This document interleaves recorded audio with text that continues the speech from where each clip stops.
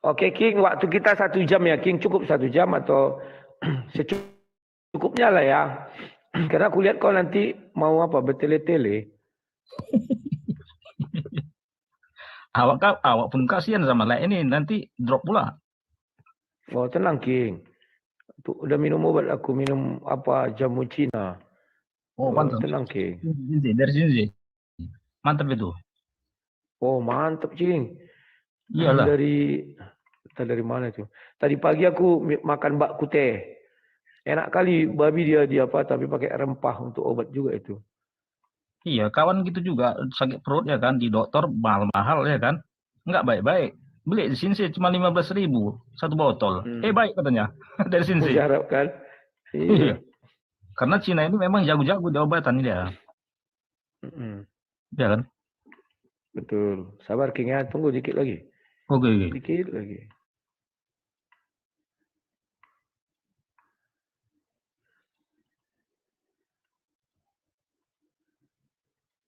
Oke, silakan King. Inilah dia King Amirulwan. Iya. Gini Pak, kalau saya ini pakai bahasa sederhana aja lah Pak ya, supaya orang yang baru belajar pun dia dapat wawasan atau mengerti gitu ya.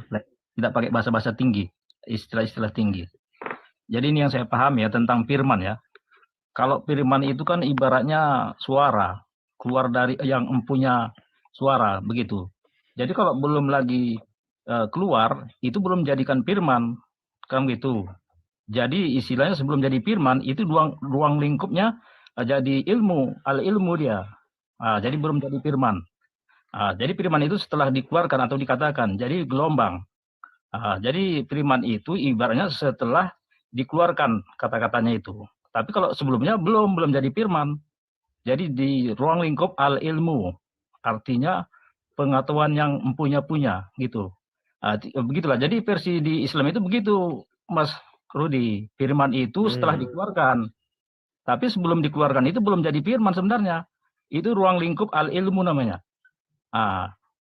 Jadi begitulah gambaran dari tentang firman dari versi Islam. Kan kalau versi Ray Rudi kan lain ya kan? Gitu Mas Rudi tentang gambaran firman itu. Ya, terima kasih. Berarti King bahwa Tuhanmu seperti makhluk. Dia memiliki suara kan yang dikeluarkan. Ya kami tidak membantah King. Ya silakan aja. Tuhanmu memang menggambarkan dirinya kayak makhluk kok. Berarti surah berapa namanya dia Al-Ikhlas sudah gugur ya King seperti makhluk. Nah pertanyaan saya sama kamu tolong jelaskan. Firman, wahyu, kalamullah itu makhluk atau bukan? Karena di dalam Islam hanya ada dua. Sang pencipta dan ciptaan. Kira-kira firman itu ciptaan atau sang pencipta? Silakan, Geng. Oke lah. Tadi kan saya bilang tadi ya. Tapi Lerudi jangan menghayal. Soalnya gini ya, kita ini kan menerima ilmu kan sesuai dengan versi ilmu kan dalam jangkauan manusia. Kalau jangkauan dari ilahi ya lain lagi, kita nggak mampu. Ini kita menerima ilmu ini kan dari jangkauan manusia. Jadi semua istilahnya logikanya ya sesuai dengan versi ilmu manusia yang diterima manusia. Jadi kalau kita naik ke atas lagi ya kita nggak mampu. Jadi kan gitu. Jadi kalau bilang tadi firman, wahyu sama firman, wahyu, apa makhluk gitu? Ya, makhluk atau apa ciptaan atau pencipta atau ciptaan atau sang pencipta. Nah, kalau kita mendikte tentang firman tadi, wahyu atau tidak, ini kan tidak kalau dari gambaran dari versi Islam ya, karena dia Allah itu menciptakan hanya berkata kun payakun. Jadi maka terjadilah. Begitu. Jadi kalau dia berfirman itu kita nggak tahu bagaimana, karena itu dari al-ilmu, ilmu hikmah. Dia kan cuma berkata aja untuk menciptakan sesuatu. Apa yang mau dikendakinya, cuma berkata aja kun payakun. Jadi maka jadilah. Maka kita tidak bisa membayangkan itu perkataan dia itu kayak mana bentuknya. Kan begitu. Jadi yang dikendakinya tadi, yang tercipta tadi, yang dikenaja langsung jadi. Tanpa istilahnya mikir-mikir gitu kayak manusia. Jadi apa yang dikendakinya cuma berkata aja dia. Kun payakun. Jadi maka jadilah. Jadi kun fayakun itu kan kita nggak ngerti bentuk manusia, bentuk makhluk atau tidak. Karena kan sebangsa gelombang kan gitu.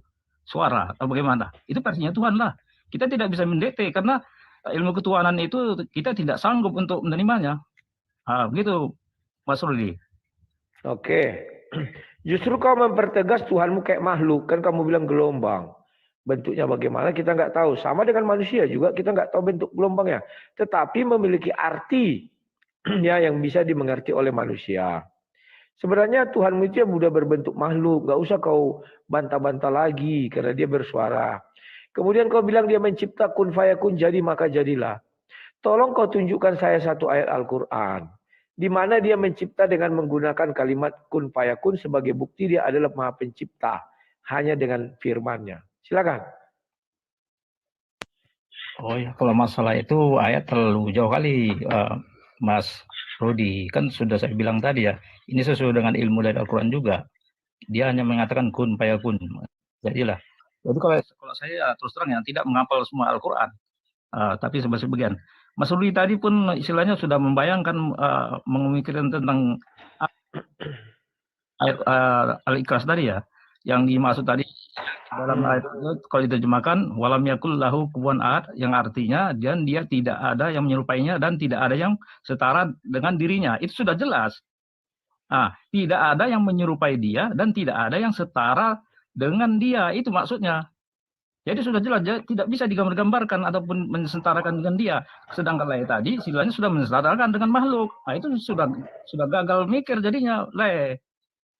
Jadi jangan Anda istilahnya sudah menggambarkan lagi. Di situ sudah jelas dia tidak bisa diseumpamakan bagaimanapun. Karena dia tidak ada pun yang setara dengan dia. Dia di atas itu. Maka kalau kita makhluk ya memang ada setaranya kan gitu. Setara siapa semana bisa disetarakan. Tapi kalau Allah, Tuhan tidak bisa disetarakan. Kalau dalam Islam, maka nggak bisa dibentuk apapun. Digambar apapun tidak bisa, karena dia di luar dari jangkauan gambaran dari manusia. Dia hanya memberikan istilahnya gambaran, istilahnya bahwa dia itu ada. Itulah antara Al-Quran tadi. Dia mengajarkan kepada manusia mulai nabinya ya kan. Mulai Nabi Muhammad. Begitu, Le. Jangan menggambar-gambarkan lagi, jangan. Itu membatalkan dari surah Al-Ikhlas itu. Jadi Le, jangan istilahnya menghayal lagi. Karena situ sudah jelas. Gitu, Le.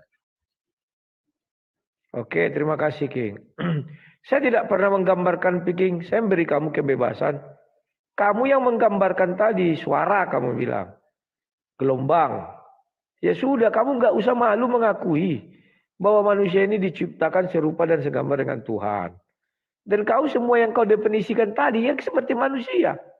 Nah sekarang saya tanya, mana di dalam Quranmu Allah mengatakan menciptakan sesuatu dengan kun fayakun. Kamu bilang, kamu tidak sanggup ke sana. Terus kamu berdiskusi saya tentang apa, Ki? Lomba kuat-kuatan suara? Lomba ngalur ngidul?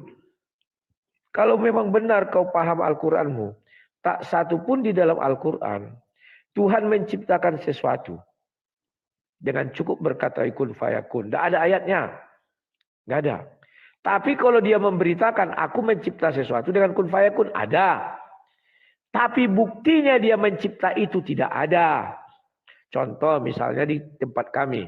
Tuhan mencipta dengan Yohanes 1 ayat 3. Segala sesuatu dijadikan oleh firman.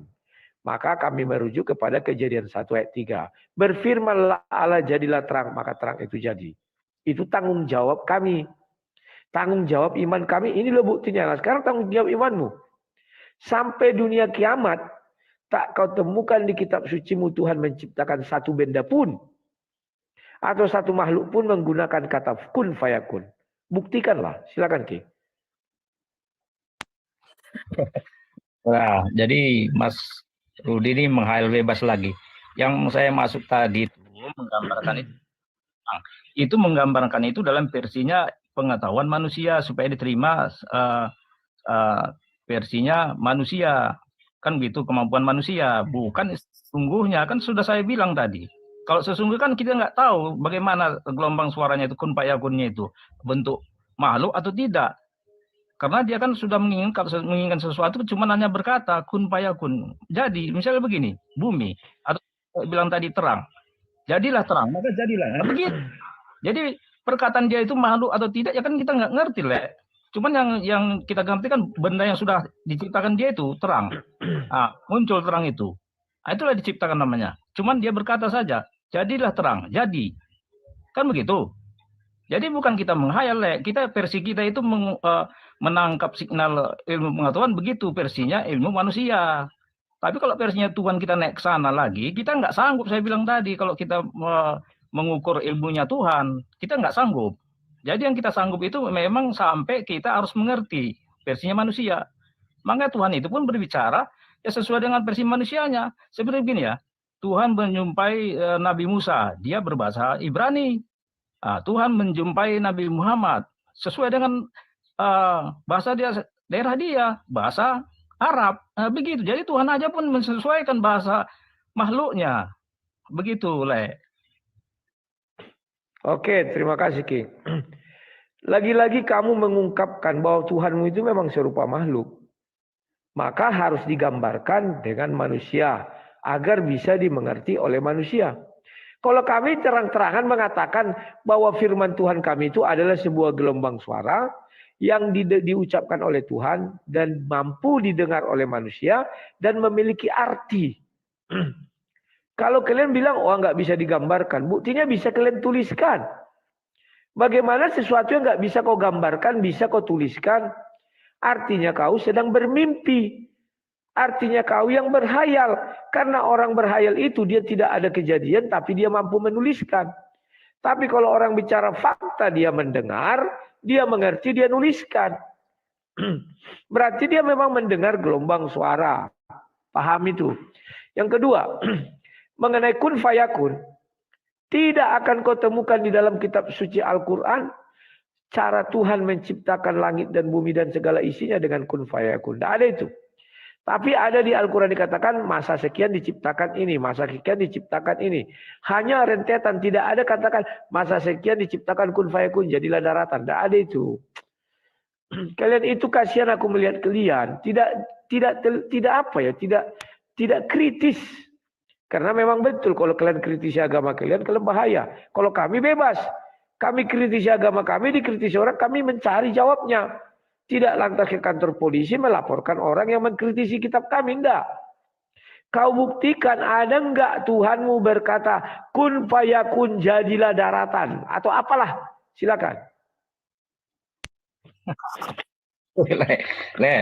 Kalau kitab Al-Quran itu jangan disamakan dengan kitab versi lain. Karena kitab versi lain itu lain. Ya, istilahnya seperti kalau kitab versi lain itu kan macam catatan-catatan banyak manusia. Itu pun dia nggak jelas. Ada yang nggak jelas, istilah yang tidak langsung, kan gitu. Kalau Al-Quran lain, dia penuh informasi di situ. Maka di situ ditekankan harus berpikir, harus berakal. Baru bagaimana akal kita itu. Makanya harus sehat. Jadi untuk baca Al-Quran itu harus sehat, fit. Baru menerima informasi. Begitu. Tentang kun fayakun. Tapi ya lah, saya pun pegang satu HP ya. Rencana pun mau beli supaya nanti bisa kasih data gitu. Saya ngomong itu sesuai dengan yang saya ingat, yang pernah saya baca kan gitu. Tidak mungkin nggak ada. Jadi kalau untuk menginginkan tentang cerita seperti cerita kitab Bible itu nggak mungkin. Karena kitab Al-Quran itu tidak menceritakan secara macam cerita-cerita begitu, cerita-cerita dongeng gitu. Nggak begitu. Ini dikasih istilahnya memang dibukakan. Kalau di Al-Quran itu pembuka akal. Nanti kadang-kadang dikasih ke sana ke sini, jadi dibukakan akal itu berpikir. Jadi istilahnya kita itu harus sehat, menggunakan akal kita semaksimal mungkin. Itu dalam versi dari Al-Quran. Jadi kalau makhluk itu namanya makhluk itu kan hasil ciptaan, nampak di mata kita sendiri juga. Seperti begini seperti Yesus Anda itu dikategorikan dalam versi makhluk. Seperti manusia itu makhluk namanya, golongannya. Jadi makhluk itu hasil ciptaan. Begitu Jadi makhluk itu hasil ciptaan dia. Kalau Tuhan itu kan sang pencipta. Jadi maka saya bilang Tuhan itu tidak mungkin jadi ciptaannya. Sedangkan ciptaannya itu kan ada hasil dia. Begitu logika di Islam. Maka tidak mungkin Tuhan menjadi ciptaannya. Sedangkan ciptaannya dari dia. Begitu logikanya, Le. Dan sedangkan istilahnya makhluk, ya, makhluk itu kan dia istilahnya bisa dinilai setara siapa, seberapa kemampuannya, IQ-nya seberapa. Jadi ciptaan manusia ini semuanya sudah diatur ataupun diterperinci kadar dan kadarnya dalam bahasa Islam. Terperinci di situ kekuatan dan seberapa maksimal kemampuan seseorang itu sudah diketahui sebenarnya. Itulah kadar dan kadar. Jadi istilahnya volume kemampuan EQ-nya sudah diketahui atau dibentuk itu sudah ada data-datanya. Begitu Mas Lerudi. Oke, terima kasih King. King, sudahlah, jangan kau mengarang-arang bebas. Penulis Bible banyak. Memang penulis Quran ada satu orang. Al-Quran itu tidak pernah berdebu dari langit, kitab yang kau pegang sekarang. Saya sudah lihat yang Birmingham itu yang paling tua. Itu tulisan tangan manusia. Bukan tulisan Tuhan itu. Karena kalau sampai Tuhan bisa menulis, berarti dia makhluk. Hanya makhluk yang bisa menulis, sama seperti manusia.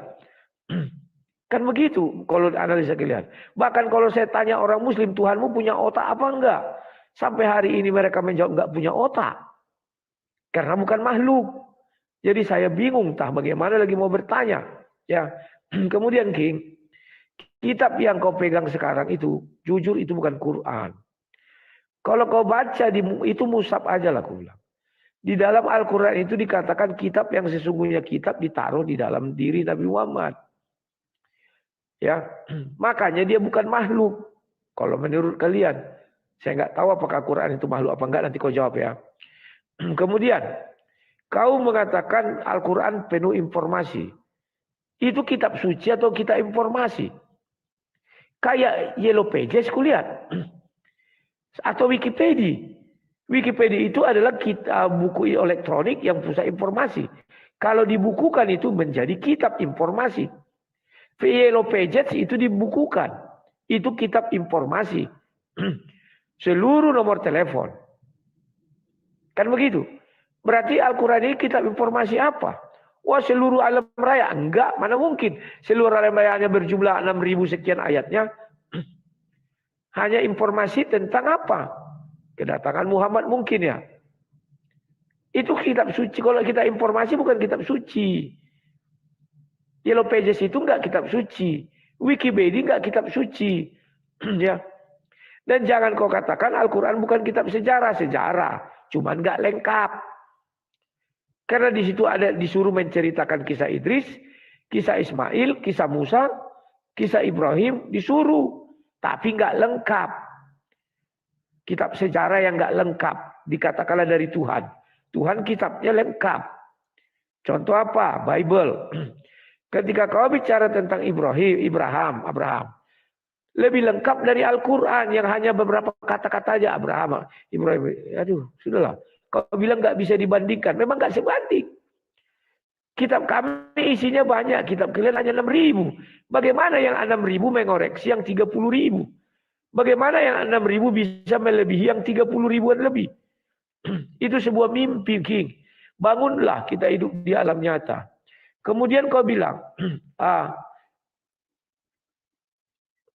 sekarang kutanya kau ya, Al-Quran itu ciptaan Tuhan atau bukan? Itu harus kau jawab itu. Kun fayakun itu harus kau akui tidak ada dalam Al-Quran. Tuhan menciptakan dengan kun fayakun. Contoh konkretnya. Tapi kalau kalimat dia mencipta cukup berkata ya jadi maka jadi ada. Silakan Ki. Oke lah. Kalau Le silanya berpaham begitu ya itu kemampuan Le ya seralah nggak apa-apa lah. Itu untuk Le aja kan. Kalau saya kan lain juga. Dan Anda tadi pun sudah menghayal tentang itu istilahnya Al-Quran itu yang dari Birmingham tadi saya bilang tadi itu cuman pengetahuan lain saja. Jadi begini ya, makanya ajaran dari Wahyu yang disampaikan melalui Jibril, itu kan bentuk ilmu, kan gitu, ataupun suara, itu urusan mereka lah ya. Jadi dihafal oleh Nabi Muhammad, kan gitu. Dulu itu dihafal apa yang disampaikan Jibril dihafal. Maka waktu sholat dibaca. untuk melatih hafalan kan gitu. Ini udah yang kedua kali Le saya ngomong ya. Jadi wahyu itu disampaikan Jibril ya dihafal oleh Nabi Muhammad. Jadi belum bentuk buku ya. Le bilang tadi kitab. Kitab itu kan artinya kan buku. Le ini gimana ini? Jadi gitu lah ya. Jadi zaman Nabi Muhammad sudah dihafalnya. Ini to the point aja lah. Lengkap misalnya sudah lengkap. Dan Nabi Muhammad ini mengajarkan kepada para sahabatnya paling dekat. Nah, ini yang kedua kali Le ya saya nerangkan ya. Nah, itu istilahnya sudah dihafal sama para sahabat dan lain-lainnya kan gitu. Jadi beribu-ribu orang lah. Maka saya bilang dulu Le ya, penghafal Al-Quran ini kan banyak juga istilahnya ikut perang mati syahid, maka dikhawatirkan ini nanti musnah, tidak ada lagi nanti istilahnya yang bisa membacakan Al-Quran atau gitu. Maka ada inisiatif dari Khalifah ya untuk menuliskan itu. Jadi Le, tentang tulisan berimam itu kan di antara tulisan itu. Di antara tulisan yang tertinggal ya mungkin gitulah ya dari berimam itu. Itu tulisan yang tertinggal dari yang ditulis dari para sahabat Nabi ataupun para ajudan khalifah itu kan gitu. Jadi janganlah istilahnya dari Nabi ditulis langsung sama istilahnya para sahabat. Tidak Le, sebelumnya tidak begitu. Jadi para sahabat itu Le, itu menghafal semua. Nah, nanti Le bisa belajar lagi lah tentang nanti jangan menghayal tentang manuskrip Le bilang tadi berimam cuma 4 lembar ya kan. Ya itu wajar Le begitu, nggak apa-apa lah. Itu karena menurut info yang Le dapat ya. Jadi lakukan dulu pertama dulu istilah dihafal semua Le. Udah dihafal itu istilahnya, maka dikhawatirkan dari khalifah itu dikhawatirkan para hafiz-hafiz itu yang menghafal Al-Quran musnah ataupun mati syahid, maka dibukukanlah itu, ditulislah. Nah, jadi yang nulis tadi pun bukan sembarangan lah dipilih orangnya aja pun ketakutan. Kenapa? Beda sedikit aja nanti itu firman Tuhan kan gitu, firman yang harus dituliskan. Itu bahaya kalau beda sedikit pun. Bukan sembarangan, itu sampai gemetar orang itu. Maka bukan seenak kita mikir tiba-tiba harus dicatat langsung gitu, enggak. Itu pemilihannya terlalu ketat tuh Le. Jadi di antara khalifah ini ya itu sudah hafal semuanya, maka dikoreksinya siapa-siapa yang menghafal itu ditulis. Itu tulis mana? Dia sebenarnya sudah ngerti mana versi ini. Jadi apa yang dihafalnya itu disesuaikannya lebih banyak siapa. Kalau ada yang berbeda tulisannya, itu yang dibakar Le, bukan yang bagus. Jadi Le jangan menghayal aja, jangan menghayal. Jadi itu dipilih itu. Misalnya begini, 10 orang, hafalan bagaimana? Misalnya 9 cocok sama hafalan dari khalifah tadi, itu disahkan. Kalau satu dia hafalannya berbeda, ini dipertanyakan orangnya, ditelusuri. Ibaratnya nasabnya dari mana dapat datangnya. Jadi ketahui Le, siapa yang memalsukan Al-Quran itu diketahui Le. Bukan sembarangan. Kalau Bible kan lain, Be. Kalau hadis saja Le, hadis sahih, Le kan tahu kan hadis sahih, itu periwayatnya harus jelas. Hadis sahih saja kalau istilahnya orangnya nokoh aja pun sedikit aja, itu nggak diterima Le. Begitu ketatnya istilahnya untuk perawian itu. Kan gitu Le. Jadi Le udah dapat gambarannya. Hadis sahih saja untuk dituliskan itu dilihat orangnya. Kalaupun dia istilahnya ada nokoh sedikit pun itu tidak terima, tidak dicatat Le. Itu aja ya gambarannya tentang hadis saja. Belum lagi Al-Quran Le. Al-Quran itu wahyu, itu tidak sembarangan Le. Makanya gini Le, kalau kami nih, kalau seperti saya ya, hafal ayat Al-Ikhlas, tapi saya nggak tahu itu tulisan bagaimana. Saya hafal seperti gini ya. A'udzubillahi minasyaitonirrajim. Bismillahirrahmanirrahim. Nah, ini tulisannya saja pun saya nggak tahu, tapi saya hafal. Itu ya. Qul huwallahu ahad, Allahus samad, lam yalid walam yulad walam yakul lahu kufuwan ahad. Nah, saya hafal, tapi saya tidak tahu tulisannya bagaimana. Coba, itulah mujizatnya dari Al-Quran tadi diantaranya. Makanya Le, ini saya kasih tahu lagi. Anak-anak saja kok bisa dia menghafal 30 juz Al-Quran, sedangkan orang dewasa payah, Le. Makanya itu khusus untuk orang suci, Le. Orang tidak terkontaminasi pemikirannya, itu yang baru bisa dapat itu Al-Quran itu, bisa menghafalnya. Kalau kita-kita ini udah terkontaminasi, banyak-banyak memori tak apa aja, kan gitu, Le. Jadi sulit. Saya kepingin, Le, untuk apa ini, Le? Untuk menghafal Al-Quran ini. Makanya saya belajar. Begitu, Le. Ini saya utamakan ya surat Al-Fatihah karena kunci, karena di situ sudah disebutkan disusun pembuka. Nah, cara menyusunnya pun nggak sembarangan, Le aja yang berpikir bukan-bukan. Tapi ya lah, ini saya kasih tahu ya. Nah, seperti pembuka aja sesuai pembuka dia Al-Fatihah. Itu istilahnya wajib ini ya, karena dalam sholat itu kalau nggak dibacakan Al-Fatihah maka nggak boleh sholat gugur sholatnya itu. Surat Al-Ikhlas. Al-Ikhlas ini ilmu ketuhanan. Sudah jelas. Nah, saya lihat ini di komal-komal di sini ya, banyak orang menghayal-hayal tentang Tuhan tangannya dua, ada punya betis. Itu hayalan semua, maka saya ketawa. Jadi beginilah ya, kalau orang menghayal-hayal begitu itu ya, itu kan untuk orangnya sendiri. Kenapa? Apa yang diterimanya itu mengakibatkan jadi istilahnya memperubah dirinya sendiri. Kalau informasi yang diterimanya yang salah, diterimanya juga salah, itu udah pasti sesat. Itu. Makanya hati-hati. Makanya kami ya kalau saya pribadi ya seling lari-lari komal sana komal sini ya kan ya saya ketawa saja. Ya kalau saya ngasih informasi yang benar, kalau nggak diterima ya itu serah dia. Makanya kami ini berdakwah. Saya hanya memberitahu yang benar. Tapi kalau nggak mau dia pun menerima itu serah dia karena EQ dia. Makanya kami bicara ya kalau kami ini ada adabnya. Kalau bicara itu kita sesuaikan dengan tingkat EQ seseorang. Jadi makanya begini ya, kalau kita tingkat EQ-nya rendah, kadang-kadang kita kasih gambarannya sesuatu yang dianggap orang yang tinggi itu menyeleneh, ya itu sebenarnya agak malum, tapi orang nggak ngerti, banyak nggak ngerti. Seperti gini ya, burak. Burak itu digambarkan dulu ibaratnya kuda, ya mukanya cewek, ya kan, pakai sayap. Itu sebenarnya untuk orang yang EQ-nya di bawah, digambarkan gitu. Tapi kalau orang yang intelektualnya tinggi lain lagi. Kalau burak itu kalau kita pelajari itu cahaya. Kalau kita istilahnya buka dari tetragramaton dari Ibrani itu cahaya juga. Barka 3 huruf dia. Barka, kop. Kalau kop itu kan bisa cahaya. Cahaya ataupun dalam Ibraninya dilambangkan matahari terbit. Jadi bahasa-bahasa Arab, maka saya bilang ya, bahasa Arab huruf hijaiyah yang sama bahasa Ibrani hurufnya itu ada sangkut pautnya. Ini yang kedua kali ya sama saya bilang sama Jadi gini jadi tentang Al-Quran tadi yang dibukukan tadi, yang artinya kitab itu kan artinya buku yang di dalamnya tulis-tulisan. Begitulah istilahnya gambaran dari Nabi ke para sahabat dan sampai sekarang buktinya ya kalau saja. Di Bibel itu apa ayat yang hafal kira-kira?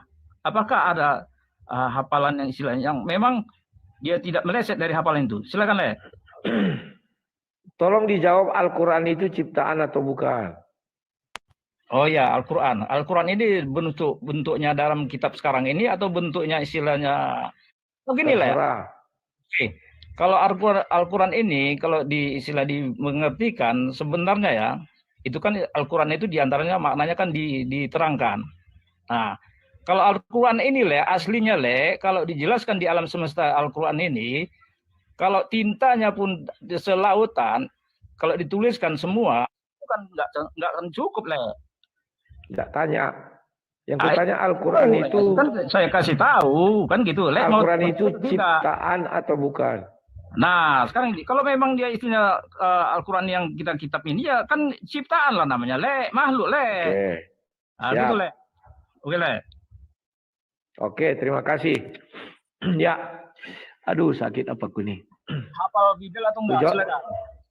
Di antara Bibel itu ayat apa yang hafal dengan apa ya? Dengan baik gitu. Silakan. Ya, oke. Pertama, kau itu sudah berbohong kepada para dunia ini. Kalau dulu kalian berbohong, ya kami terima. Kalau sekarang nggak bisa lagi. Bicara tentang penulisan Al-Quran. Tidak ada fakta arkeologis yang mengatakan Al-Quran itu sudah ditulis 114 surah di zaman Nabi Muhammad. Tidak ada fakta arkeologisnya. Ada 2 Al-Quran yang tertua, yakni Mushaf Sana'a dan Mushaf Kairo. Ya. Itu yang paling banyak ayatnya. Yang kau pakai sekarang 114 itu dari Kairo. Pahami dulu. Sementara yang di Sana'a itu baru ditemukan tidak sampai 114. Yang di Birmingham hanya 4 lembar. Dan itu tidak diketahui siapa penulisnya. Sampai sekarang nggak diketahui. Bagaimana kau mengatakan, wah banyak yang menghafal, hafiz, perawi, gini, segala macam kau bilang. Tidak ada perintah di dalam Al-Quran kepada Muhammad untuk menghafalkan Al-Quran, tidak ada. Tapi bacalah. Kenapa dibilang bacalah? Karena langsung diturunkan Allah dan ditaruh di dalam hatinya Al-Quran. Maka apa yang diucapkannya itu tidak perlu dihafal. Langsung. Bacalah. Dia tinggal membacakan. Ucapkan. Kira-kira begitu. Ya. Kemudian ketika diucapkan kau mengatakan para sahabat menghafal. Kan begitu. Itu imanmu kami tidak boleh melarang-larang. Karena biar bisa nyambung bahwa Al-Quran dituliskan. Kalau fakta sesungguhnya, saya pun pergi dengan orang. Lebih baik saya mendengar sebuah cerita, saya masukkan ke dalam otak saya. Dan cerita itu pasti ada yang putus di otak saya. Itulah manusia. Karena manusia memiliki keterbatasan. Kadang cerita itu tertambah, kadang cerita itu terkurang. Maka dari itu Al-Quran tidak ada campur tangan daripada Jibril dalam penulisannya. Al-Quran tidak ada campur tangan daripada Allah SWT dalam penulisannya, enggak ada. Maka surahnya, surah 279 jelas mengatakan, celakalah orang yang menulis kitab dengan tangannya. Kecuali pada saat itu sudah ada teknologi seperti sekarang. Orang tidak perlu lagi menulis dengan kedua tangannya, cukup dia berbicara, kan ada itu sekarang word yang bicaranya kita langsung jadi huruf. Itu enggak celaka, karena dia tidak menulis dengan kedua tangannya.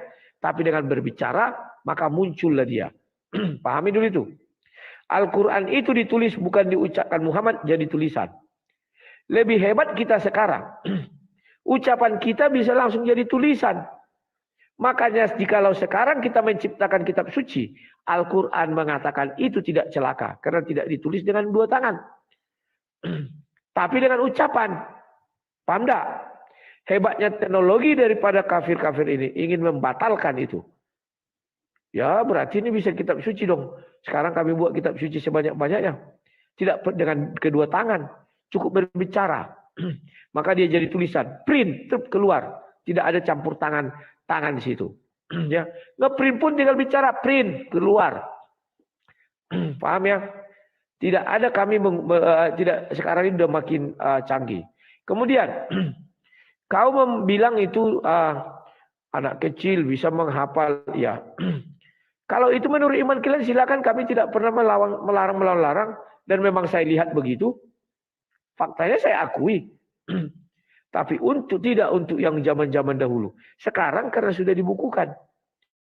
Artinya kau dari ucapanmu, kau ragu firman Tuhan itu memiliki kebenaran.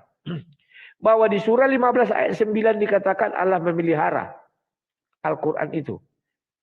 Kalian ragu. Kenapa ragu? Kalian harus sampai menuliskan.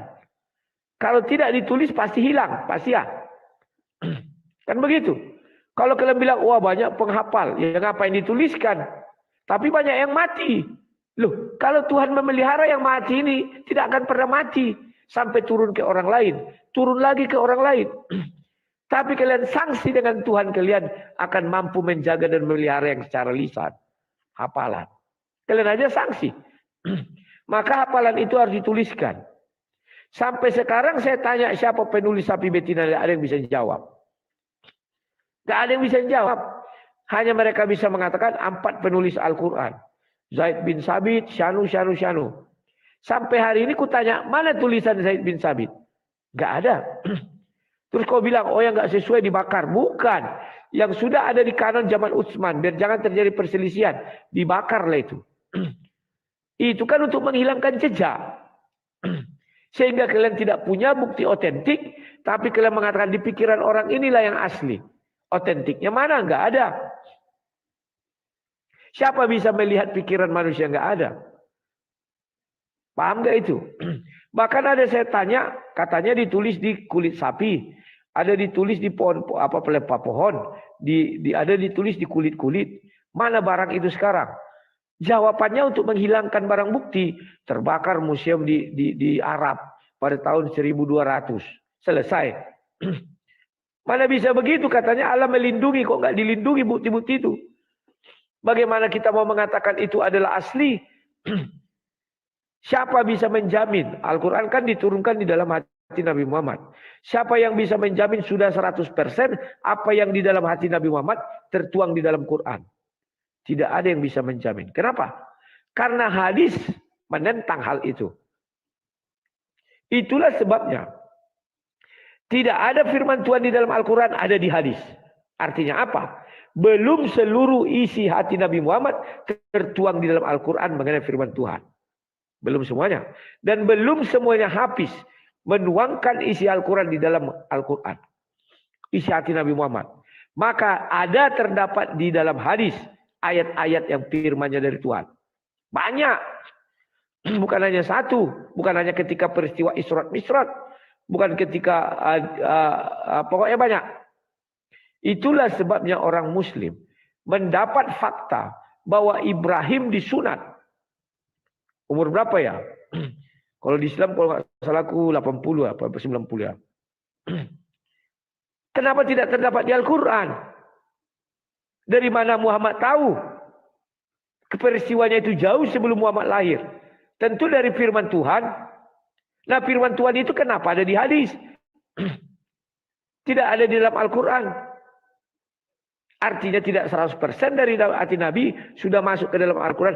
Ada banyak terdapat di hadis. Apalagi peristiwa Isra Mi'raj.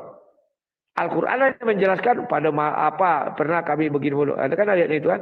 Saya lupa 2 ayat atau 3 ayat. Di hadis komplit peristiwanya runut. Runut peristiwa itu. Dan di situ ada petikan-petikan kalimat Jibril.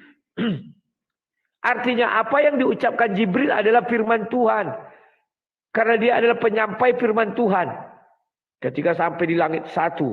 Maka malaikat bertanya, siapakah dia? Maka Jibril menjawab. Itu kan berarti firman Tuhan. Atau Jibril yang diucapkan Jibril tidak 100% firman Tuhan. Tambah ragu kami dengan Quranmu ini. Yang kau katakan 100% firman Tuhan. Paham ya?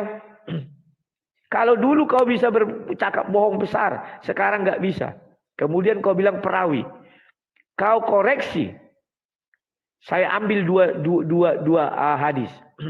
Sahih Bukhari 3 dengan Sahih Bukhari 64, 68. Kenapa ada perbedaan perawi? Sudah itu. Yang Sahih Bukhari 3 menjelaskan bahwa di situ dia menulis Injil dalam bahasa Ibrani. Injil dalam bahasa Ibrani atas seizin Allah. Kemudian 64, 68 dia menuliskan Injil dalam bahasa Arabi sesuai kehendak Allah. Perawi ujungnya yang hingga ditulis sama.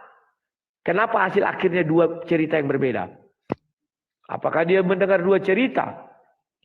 Kemudian kalau kita mau jujur, antara perawi satu dengan yang lain berapa tahun jaraknya? Berapa tahun? Kok bisa yang ini hidup di tahun, katakanlah tahun 750. Yang ini hidup di tahun 800. Atau berapa? Bagaimana ini tersambung ke situ? Kalau mau jujur satu perawi, harusnya bisa 40-50 silsilah itu. Ini ada yang singkat kali. Begitu saya lihat ini hidup tahun berapa, ini kok jauh kali jaraknya. Sesudah mati ini baru hadir ini. Lantas ini ke sini nyambungnya sama siapa? Kan begitu. Makanya banyak hadis. Dan berisi banyak firman Tuhan di dalamnya. Yang belum ada di dalam Al-Quran. Kemudian yang terakhir. Kun fayakun tidak akan kau temukan dia kekuatan. Harus kau akui itu. Dalam penciptaan. Contoh. Tuhan menciptakan hewan-hewan, kan ada dibilang. Kun fayakun, jadilah hewan. Tidak ada itu. Kenapa tidak ada? Padahal dia sang pencipta. Wah, Al-Quran kan bukan kitab sejarah. Al-Quran kan kita informasi. Ya, informasi apa yang diberikan tentang kun fayakun? Bahwa dia menciptakan segala sesuatu. Kalau ingin cukup kun fayakun. Mana buktinya? Sebagai informasi itu bernilai benar. Tidak kami temukan. Kenapa Allah tidak membuat satu? Satu aja. Ya. Kemudian kau bicara tentang Al-Quran sekarang itu adalah ciptaan. Ciptaan siapa? Allah. Mana pernah Allah berkata kun fayakun, jadilah Al-Quran. Hebat kali kau memegang ciptaan Tuhan. Kau pegang Al-Quran itu, kau buka di atas. Depak. Atau kemenak. Bukan Allah mencipta itu. Bukan Muhammad mencipta itu. Kan jadi lucu-lucu kalau tidak mengerti firman Tuhan itu ciptaan atau bukan. Al-Quran yang kau pegang itu ciptaan atau bukan? Ciptaan. Ciptaan siapa? Allah. Dibuka depaknya di sini. Lah Allah mana menciptakan? Al-Quran yang di dalam hati Nabi, iya. Yang kau pegang ini bagaimana kasusnya? Kalau kau bilang ciptaan itu, artinya kau mengatakan semua ciptaan harus bisa dibuktikan. Ini loh yang aslinya. Ini yang ciptanya baru bisa kita katakan benar. Tak ada perubahan setitik pun. Dulu kalian kan omong besar. Al-Quran tidak dirubah-rubah barang satu titik pun. Setelah terbuka buku-buku tuanya. Yang di Birmingham. Arab gundul. Dan sekarang dia sudah gondrong. Artinya banyak penambahan tanda baca. Mana yang kalian katakan setitik pun tidak diubah? Karena hanya cakap besar. Nah, kemudian kau tadi bertanya apa tentang aku sama aku ya? Hafal. Oke, yang paling kuhafal itu Yohanes 10 ayat 30. Aku dan Bapa adalah satu. Kejadian 1, pada mulanya Allah menciptakan langit dan bumi. Bumi belum berbentuk dan kosong, gelap gulita menutupi samudera raya. Berfirmanlah Allah, jadilah terang, maka terang itu jadi. Tapi kalau kau suruh kami menghafal semua, memang kuakui. Aku belum bisa menghafal. Karena kami bukan hidup dalam tataran hafalan. Tapi dalam tataran perbuatan dan tindakan. Terima kasih Pak, jangan takut ya. Sama Pak, satu lagi lupa aku baca nama. Silakan. Kun fayakun itu. Ini nampak bebas ria namanya. Udah tadi kun fayakun udah jelas diterangkan, nggak ngerti juga. Ya udah lah, itu versi le ya. Kualitas penerapan IQ le. Apa IQ le? Saya maklumi aja. Nah, jadi saya bilang, ini yang terakhir aja le ya. Kalau kitab Bible itu, kalau dihafal le, itu pasti blunder semua le. Coba gini ya, ini saya gambarkan. Orang Barat, hafalannya, kalaupun ada, itu sudah pasti tidak sama orang Indonesia hafalannya. Apalagi orang Yunani, udah pasti tidak sama le. Maka beda sama Al-Quran le. Itu saya bilang tadi ya, Al-Quran itu dipelihara, memang betul dipelihara. Itu dihabis namanya. Jadi begini, saya hafal tadi. Tentang suara musik. Kalau lagi di mana? Matikan dulu suara musik itu. Tetangga. Oh, di tetangga le, tetangga sana le. Oke. Nah, jadi Al-Quran ini saya bilang tadi terpelihara, memang terpelihara le. Seperti yang saya hafal tadi kan, itu dari kepala saya hafalannya tadi ataupun diingat tulisan yang tadi kan begitu. Nah, itu maka dipelihara. Kalau orang membaca nanti salah, saya udah tahu gimana salahnya suaranya kan gitu. Begitu namanya istilah dipelihara dari dulu sampai sekarang. Jadi Al-Fatihah ini pun biarpun dimanapun orang Islam tetap sama le bacanya le, tidak berubah. Nah, kecuali gini ya, cara bacanya ada 7 cara bacanya, 7 kiraan. Begitu, itu istilahnya sudah disepakati 7. Kalau seperti gini ya, contoh ya, yang saya bacakan surah Al-Ikhlas, Qul huwallahu ahad. Itu ya, satu ya, bedakan ya, Qul huwallahu ahad. Ada bedanya kan? Kami ngerti le, kalau orang sudah hafal itu sudah ngerti le, sudah ada itu malnya. Sudah ada malnya. Jadi tidak boleh terlepas dari ataupun bisa beda 8 cara. Itu sudah lain. Jadi Nabi Muhammad sudah mengasih tahu cara bacanya berapa. Tidak ada level 8, 9, nggak ada cuma 7. Jadi sudah ada malnya semua Kalau sila belum kurang informasi ya udah silakan nanti dibaca-baca ya. Jadi gitu Jadi maka saya bilang tadi aja pun tadi pun tentang ayat Bible tadi kan cuma sikit-sikitnya hafal. Kalau saya kan seperti satu surah misalnya kan Al-Fatihah saya hafal semua. Al-Ikhlas saya hafal semua. Kalau cuma sikit-sikit. Itu pun yang aslinya nggak tahu entah mana ini bahasa apa kan gitu. Makanya saya teliti ya makanya saya bilang Bible itu tidak jadi kitab suci. Begini ini dari hasil penelitian saya ya. Karena begini, kitab Torah itu jelas nabinya. Ini yang kedua kali ya Kitab Torah itu jelas nabinya yang diajarkan kepada Nabi Musa. Karena dialah yang menerangkan isi kitab-kitabnya itu ya. Terbit Jabur ya kan. Udah sesuai dengan nabinya. Nabi apalagi kitab Injil sesuai dengan nabinya, diajarkannya juga sama murid-muridnya. Nah, Al-Qur'an sesuai nabinya juga Nabi Muhammad Nah, kalau Bible nabinya nggak jelas nggak ada yang melegalkan nabinya. Siapa nabinya nggak tahu Makanya gagal dari kitab suci. Jadi gitu istilahnya. Jadi ada 2 kitab-kitab yang jelas itu kitab Torah ada nabinya ya, Jabur ada nabinya, Injil ada nabinya ya. Kitab Al-Quran ada nabinya. Bible nggak jelas nabinya, makanya nggak ada di daftar di Al-Quran. Dibilang-bilang gitu jadi tentang masalah Al-Quran bilang tadi tadi pun nanya pun nggak jelas. Kan sudah saya terangkan juga Al-Quran yang mana, Al-Quran yang tulis jadi buku atau Al-Quran yang secara hakikat.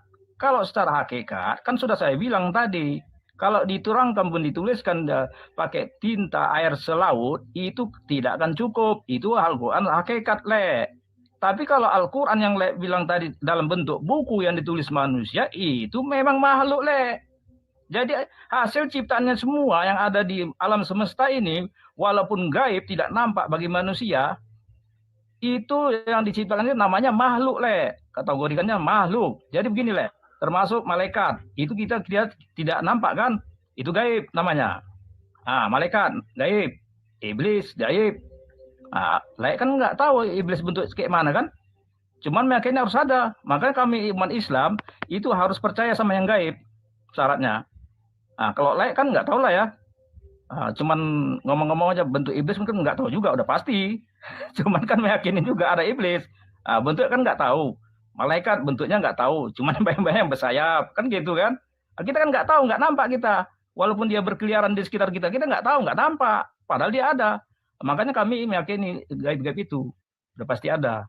Jadi gitu jangan menghayal, tadi jangan menghayal atau istilah itu bahasa tinggi itu framing, kan gitu kalau saya kan pakai bahasa biasa aja ya. Jadi saya bilang tadi, kalau Al-Quran secara hakikat itu tidak bisa dituliskan walaupun tintanya air selaut, itu kan habis. Biarpun 7 laut, tintanya habis. Itu secara hakikat ya. Maka belajar lagi tentang Islam tadi. Kalau Al-Quran yang jadi kitab tadi, yang ditulis manusia, ya itu tetap jadi makhluk, memang makhluk semua itu dikategorikan makhluk. Jadi bukan wahyu yang istilahnya mengambang dalam gaib. Itu kan dituliskan dari manusia. Supaya nyata, kan gitu, supaya bisa orang lain bisa membacanya. Kalau dalam hafalan siapa yang bisa membaca kalau dibacakan makanya kita berpikir dalam istilahnya yang ilustrasinya atau bahasa kalian itu ya, ilustrasinya itu harus pas bisa diterima dalam akal. Kita ini kan manusia ini itu daya tangkapnya itu EQ-nya itu terbatas, ada batas-batasnya, kan gitu Ada yang EQ-nya di bawah, ada yang pertengahan, ada yang tinggi. Kan gitu levelnya, Jadi kita sesuaikan, jadi kita pun berbahasa itu tidak sembarangan. Kalau ini gimana ya? Kalau terangkan begitu, kalau terangkan tentang Al-Quran secara hakikat, kan mungkin agak ganjil ya. Tapi saya maklumi, begitulah. Karena saya ngasih informasi aja. Nanti istilahnya kalau bahasa lain dikonfirmasi nanti. Apa benar ada Al-Quran secara hakikat tidak bisa ditulis dengan tinta walaupun tintanya sepenuh lautan ataupun 7 lautan tak akan sanggup ditulis. Itu nanti dalam bahasa lain itu yang intelektualnya itu dikonfirmasi ya. Gitu lah ya. Jadi Al-Quran secara hakikat ada, dan Al-Quran secara tulisan manusia, ya itulah bentuk buku ya. Alkitab artinya buku, dan tulis manusia. Itu makhluk le namanya.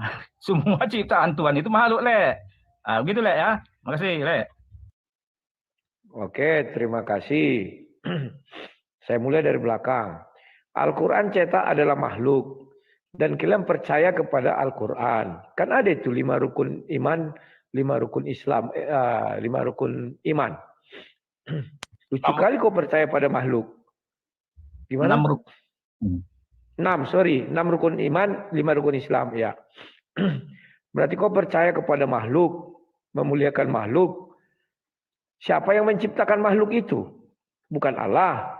Para sahabat menciptakan makhluk yang namanya Al-Quran. Kan begitu, karena mereka yang menulis. Artinya mereka yang menciptakan. Bukan Muhammad, karena Muhammad tidak bisa baca tulis. Dan tidak pernah mencetak kitab suci apapun. Ya terima kasih engkau makin menunjukkan Islam itu bagaimana. Bahwa Al-Quran makhluk itu adalah ciptaan manusia. Bukan ciptaan Tuhan. Al-Quran yang hak itulah ciptaan Tuhan. Yang tidak bisa ditulis manusia. Al-Quran yang kau tulis ini betul makhluk. Ciptaan manusia. Kan aneh makhluk menciptakan makhluk. Mana ada Allah menciptakan Al-Quran. Diciptakan Al-Quran turunkan ke bumi. Gak ada. Paham ya? Blunder-blundermu. Terima kasih. Kemudian. Kamu mengatakan, wah orang Kristen tidak ada yang hafal begini, begono, begini. Karena perintah sejak semula kepada Musa, bukan disuruh menghafal, tapi tuliskanlah. Karena sudah ada tulisan, ngapain kami hafal? Logika kalian nyambung nggak? Kecuali ada perintah kepada Musa, Musa, ucapkanlah, bacakanlah. Kalau dalam ajaran Kristen, Musa akan bertanya, apa yang mau aku baca? Orang bukunya belum ada. Tapi kalau dibilang ucapkanlah, maka tidak akan pernah ada kitab suci Yahudi, tidak akan pernah ada kitab suci Kristen. Karena kami percaya firman Tuhan dari awal. Firman Tuhan mengatakan, tuliskanlah semua hal ini Musa. Maka Musa menuliskan. Tidak ada disuruh hafal, tidak ada ucap-ucap, nggak ada. Lah kalian, tidak ada diperintah menulis, bahkan Allah bilang yang menulis itu celaka.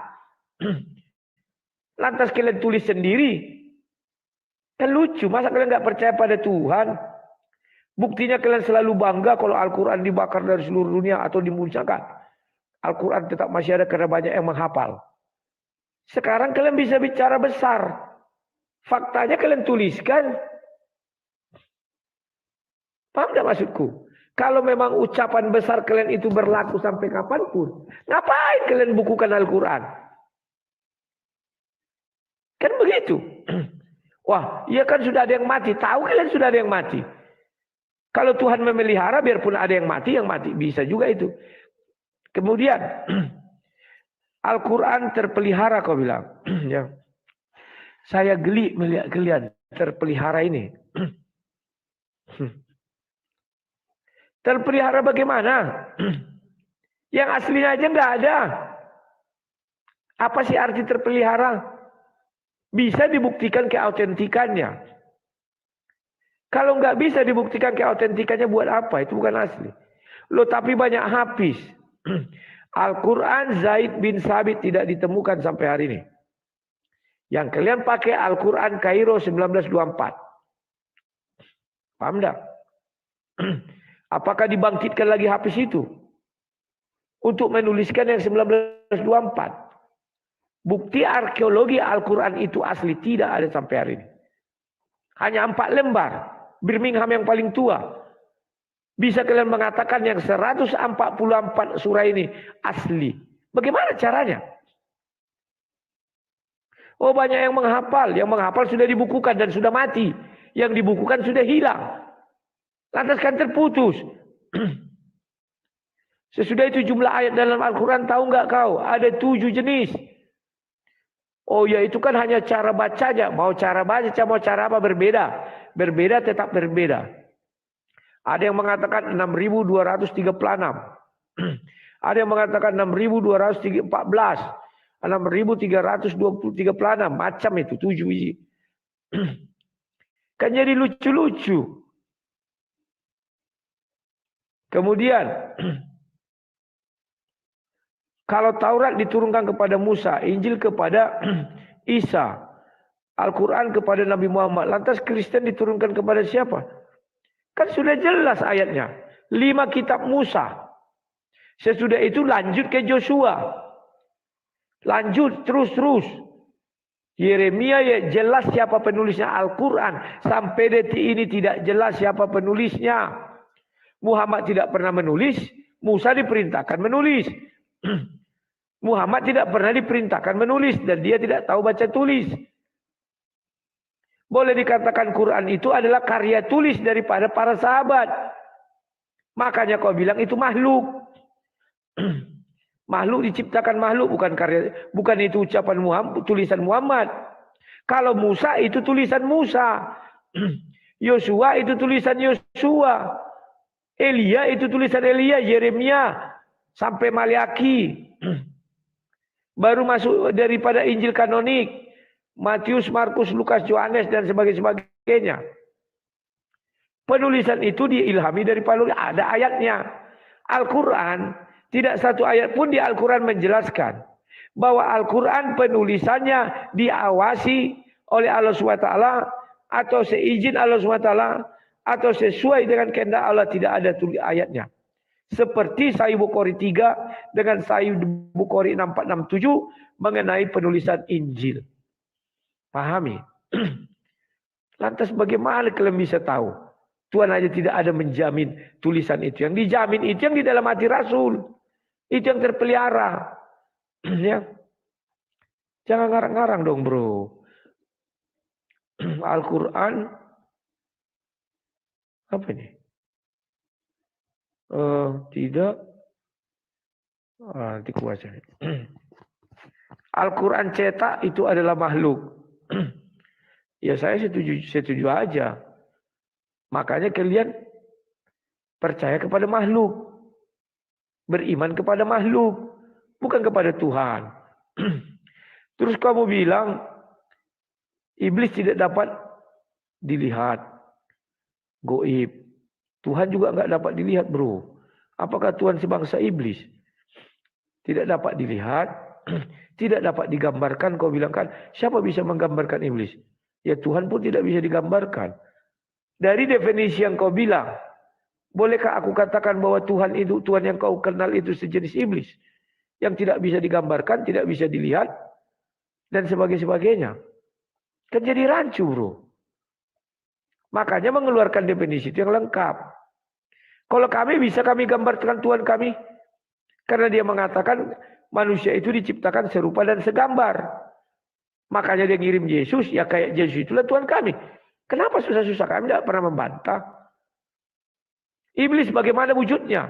Dijelaskan di Alkitab, dia dulunya malaikat. Kemudian dia berjalan dengan kaki. Dan dikatakan ular. Sekarang ular kita lihat. Cuma di Wahyu dikatakan dia dinamakan ular naga. Tuhan kami membuka rahasia langit. Ya. Kemudian kun fayakun tadi pun kau tidak bisa menjawab. Sampai detik ini memang nggak ada Tuhanmu mencipta satu benda dengan kun fayakun, tidak ada. Contoh barang ya saya bilang. Tapi kalau dia mengatakan mencipta dengan kun fayakun ada. Itu tak pernah kami tolak, ada. Cuman contohnya mana, nggak ada. Kemudian yang kau bilang Al-Quran itu 100% firman Tuhan. Bro. Tidak usahlah aku jelaskan. Seven Sleeper. Ada nggak fakta historis di dalam cerita sejarah Islam? 7 orang tidur di goa. Apa nama goanya itu? Sehingga umur 300 tahun. Dia bangun masih hidup. Dan dia melihat semuanya berubah 300 tahun, bro. Bagaimana kau menjelaskannya itu? Di mana fakta arkeologisnya itu? Udahlah, nggak usah jauh-jauh. Isa lahirnya di sebelah timur Baitul Maqdis. Bisa nggak ditunjukkan Arab Saudi fakta arkeologis yang diakui oleh Yahudi dan ya, Arab Saudi? Sampai hari ini tidak ada, bro. Jadi kalau aku mau niru ucapan-ucapanmu, kau hanya mimpi. Dongeng. Ya. Oh, 3 menitan lah, silakan. Karena sudah 40 kondisiku kurang sehat sekali. Silakan. Kau bebas bicara apa saja. Oke lah, Le. Kalau saya ketawa aja, Le. Itu kan versi Le.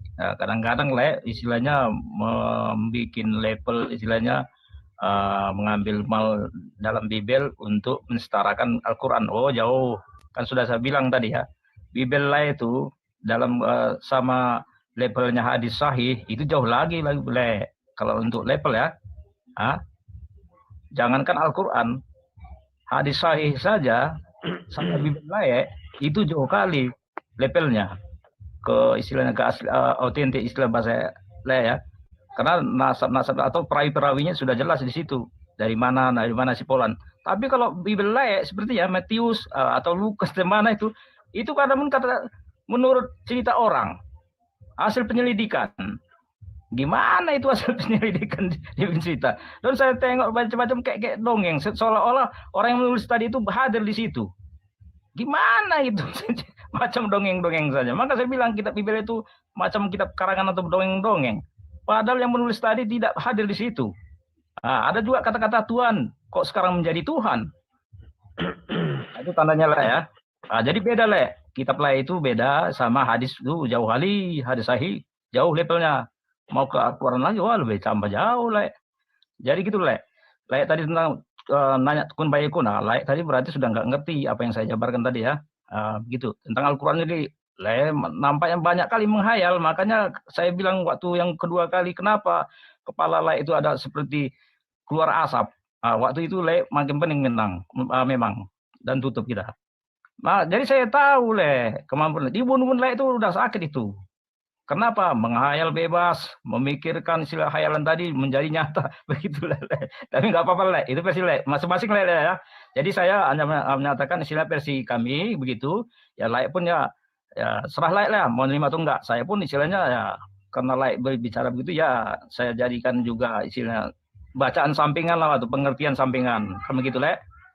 Jadi dia Le ya. Saya sudah mengasih tahu tentang itu ya serah Le aja lah, ya. Siap. Oke ya, sama-sama Le. Oke. Terima kasih King Maruli, selamat malam. Sama-sama. Semoga cepat sembuh. Ya. Oke, terima kasih. Ya. Nah. Ya, kawan-kawan, itulah diskusi dengan King Maruli. Mungkin besok saya akan mengajak mereka membahas hadis. Biar kita buktikan ucapan besar orang ini, kawan. Ya, saya dulu punya hadis yang lengkap di situ, misalnya ada perawinya 10. 10-nya ini dijelaskan kapan dia lahir, kapan dia wafat. Disitulah saya tahu jaraknya itu jauh-jauh. Siapa selisih di antara mereka? Ya, besok akan saya bahas itu. Saya tidak menjawab apa yang dia ucapkan terakhir karena saya berjanji tidak akan menjawab. Tapi saya membuat pengumuman besok kita akan bahas mengenai benarkah perawi hadis itu dapat dipercaya, mana lebih dapat dipercaya perawi hadis atau penulis Bible. Ya, ini sangat penting kawan, karena begitu sangat penting biar kita buktikan omong-omong besar itu semua. Kalau dulu omong besar mereka, Al-Quran tidak ditambah setitik pun. Ternyata muncullah, ini loh Al-Quran tertua, dulu gundul sekarang gondrong. Banyak kali penambahan tanda baca. Ya, oke kawan-kawan, begitu dulu karena kerongkongan ini belum bisa belum bisa diajak kompromi. Saya cukupkan dulu sekian ya. Sekian dan terima kasih. Sampai jumpa. Salam Sang Demater.